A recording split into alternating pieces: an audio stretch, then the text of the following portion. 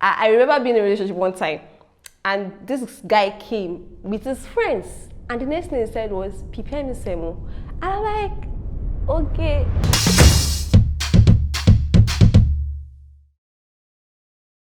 My name is Oluwadamila Adejoro. Today we'll be discussing a topic, an article on LifeGiver, and the topic is attraction versus compatibility. It starts with, if you're being sincere, I would agree that the real issues in relationships starts to show between 8 months to 1 year. I know this might not be the same for everybody. I don't know. The length of time where you guys develop issues differs. But the point is, at some point in time in that relationship, you guys begin to see one thing to complain about or the other. Now, what we are trying to say is that no relationship is void of real life issues, and attraction is different from compatibility. The power to really do something, the power to be committed must come from inside of you. We are going to be looking at attraction now. Yeah, the article says that compatibility without attraction is friendship.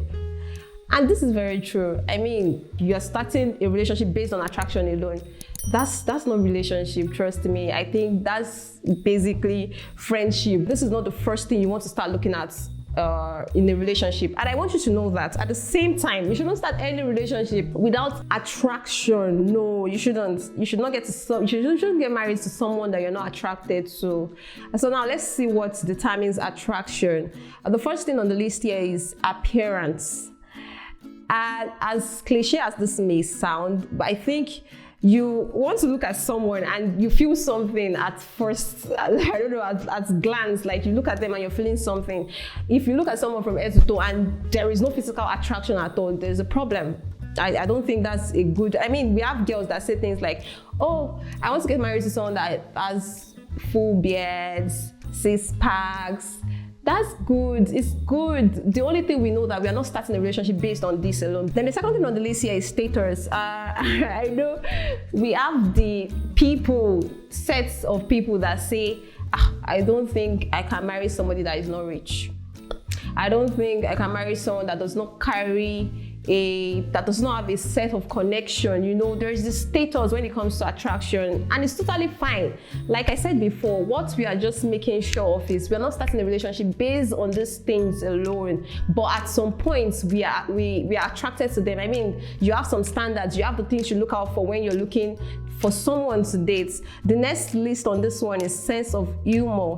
And to be honest, humor is quite attractive to both women, to both men and women. I mean, you see someone that naturally, some people just like people that make them laugh. And before you know it, they find that person attractive. There should be chemistry. This is sort of related to the first thing we said, which is appearance, that there's this physical attraction. You talk to this person, I don't know if it's butterflies, but then there's something you feel. And that works, to be honest. The next thing on this, in this article says, charm or attractive personality. Now, when we talk about personality is a bit wide, because I think at the end of the day, personality is one of the things that makes us who we are. Actually, those that have the very lively personalities, I mean, you are with them and you're laughing, and there's some people that even though you're not laughing with them, there is just this wise discussion you have with them, and that's totally fine. Now, the article included 5 things that makes personality, and we have confidence, we have passion, we have listening ears, we have ability to express yourself, and optimism. All of the things we just mentioned are still not enough reasons to go into a relationship, to be honest. Attraction is not enough reason to go into a relationship, because at the end of the day, when attraction is not there, give it 1 year, 2 years, attraction sometimes might not be it won't be there. What then keeps the relationship? What then do you hold on to? What would you say, okay, is the main reason why I want this to work? Because attraction will not make a relationship. Now, we go on to compatibility. And remember, like we said under attraction, that compatibility without attraction is friendship. So yeah, we're saying that attraction without compatibility is lost, and it is lost and nothing more. How do I know if I'm compatible with this person? What are the things I need to look out for when I'm talking about compatibility? The first is trust and integrity. I remember one time I was talking with my mentor, and he said, it's fine if the person you're with is a liar and you're a liar, no problem. Date the person. You cannot expect that you lie like unprovoked and you want to be with someone that values trust and integrity. It doesn't work that way. There will be a problem. You are a liar, the other person, although we know that we shouldn't even be liars to start with, we're not liars. One of the things that keep relationship is integrity. At least you have to be trustworthy to some extent. You can't be in a relationship if you're not ready to be trustworthy. I don't think it's advisable to be in a relationship. Now, the next thing we're looking at is intellectual compatibility. There are people that one of the things that sticks for them is intellectual conversation. For me, I tell people, for example, I'm sorry to say, from the very first time we chat and you say something like, I am struggling to read it. Like you know how people abbreviate now, LLNP, all those kind of things. I'm not saying you're not intelligent, I'm not. But right from there is nothing that can make me want to connect or want to have a real conversation with you, except it's just business. I've just seen myself that way, that's me.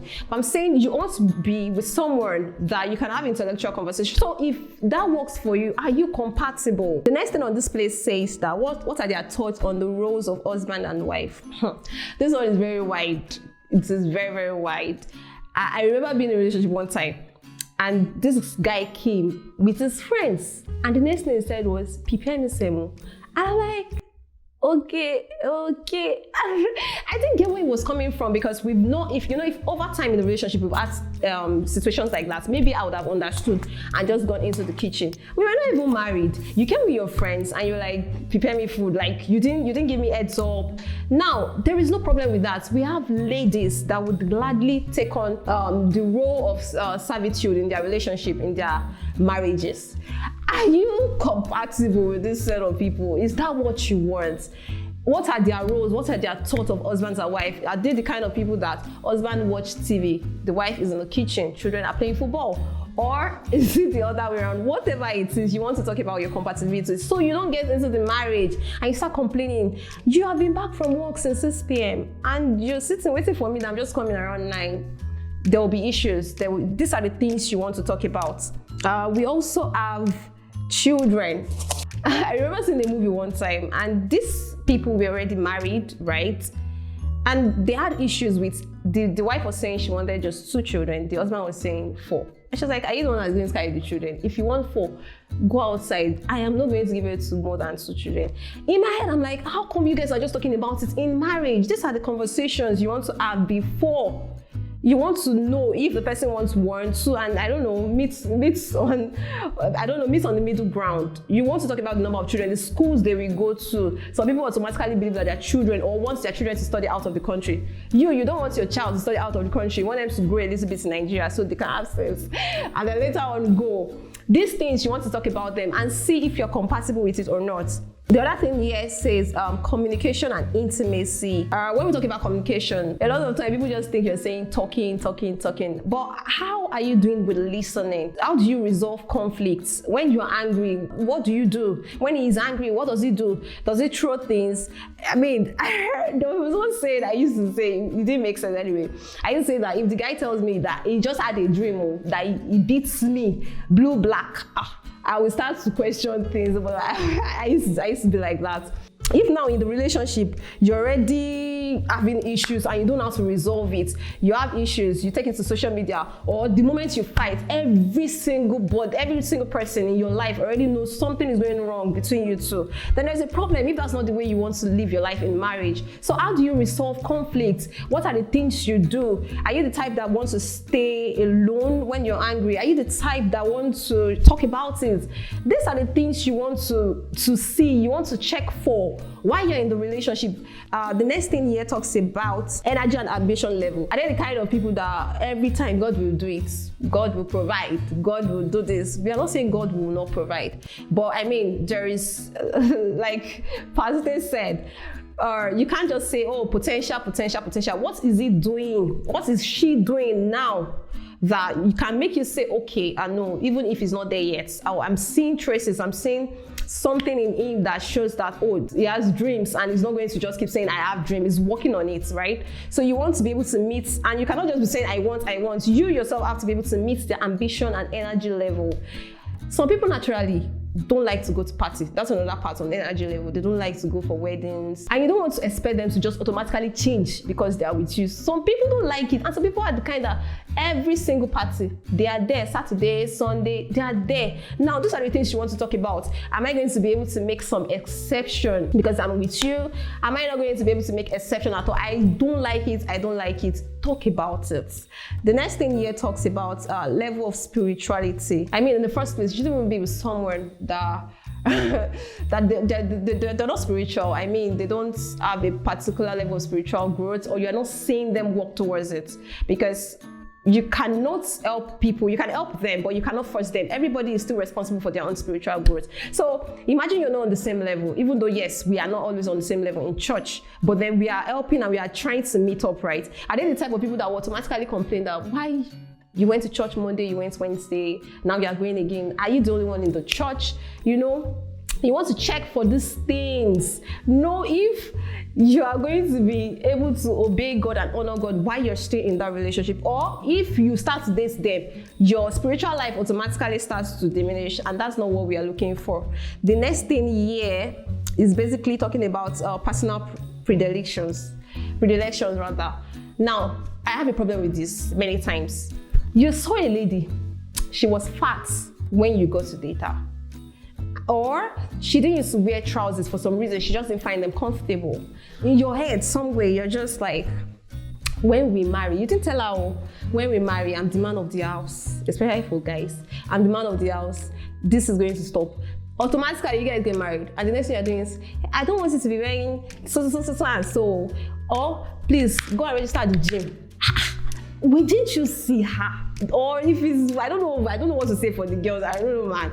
Didn't you see him? You try to change people, like weight loss, weight gain. She was slim, automatically you want her to be fat. You went for that. This is why we say what you want is what you should go for. That's why there are choices. You cannot see people the way they are. I'm not talking about some things that we might need to work on, right? I'm talking about these ones that has to do with appearance or things we put on. You saw them and you didn't complain. There are some things that many times we might have to change. But not like you saw someone that was fat and you're automatically asking the person to be slim. There's a difference if you're trying to even help. Maybe the person has already talked to you that, okay, I'm trying to lose weight, I'm trying to lose some weight, and you're trying to, be of help, encourage her by going to the gym. But no way she has told you that this is how I would like myself to be, and you agreed.